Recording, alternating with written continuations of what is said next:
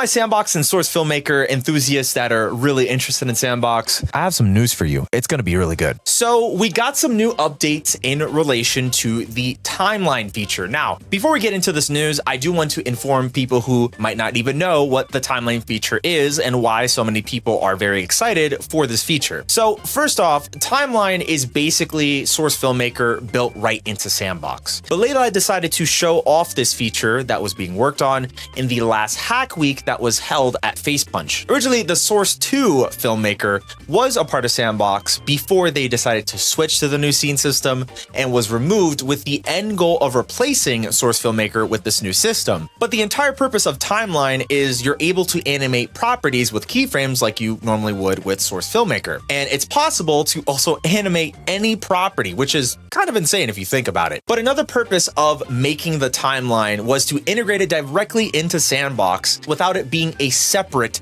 program for a more streamlined workflow. Timeline also allows you to create in-game cutscenes, which is actually really cool because there's so many creative opportunities for many people to make some sort of dialogue or whatever else that they want to really do. Honestly, I'm very excited to see what folks are going to come up with once this feature is complete and available to the public. But it seems like this philosophy is something that FacePunch and Gary have decided moving forward with a lot of the new S&box features, and including things like Hammer into the S&box editor, which is something I know some people have been very upset about, which I can understand, but it makes sense. They want to make it easier so that you don't have to jump between different programs and different windows and just have everything in one place. So now we can get on to the new updates for timeline. So Gary decided that he's going to start working on timeline for the meantime during the hack week, and at the same time he showed a video which showed off the keyframe system working in the editor, including recording movement into keyframes during playback, which is really cool. So I feel like there's going to be a good chance that we'll see more of an update with timeline, just because I know that currently this is the hack week,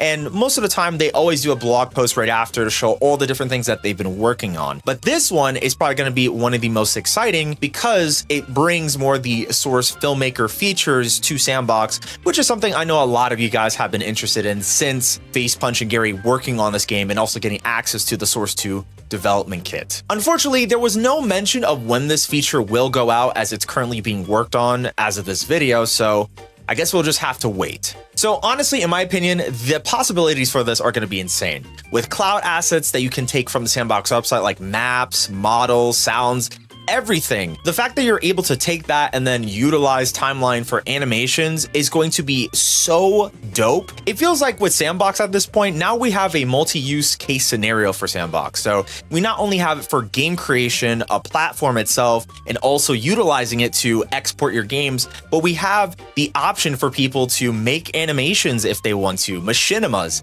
I've grown up in the entire timeline of when machinimas were huge back in those days, and it makes me sound old, but I'm not that old. But I think it's really cool because who knows, maybe we can probably see a renaissance of machinimas that are being made within S&box this time around. But again, most people have been using Source 2 Filmmaker, Blender, and other things like that. So I know it's quite a bit of a stretch, but again, I feel a little bit nostalgic of that time period growing up with Gary's mod and those animations. The possibilities and the things you can do grow even more with S&box, and I'm just beyond excited to see that we're getting more updates, specifically with timeline and some other new features that hopefully we get a blog post within the next couple of weeks. Apparently, they're removing Terry from the game, and they held a funeral for Terry, so you should probably check it out. Otherwise, thank you guys so much for watching, and I'll see you guys then next time.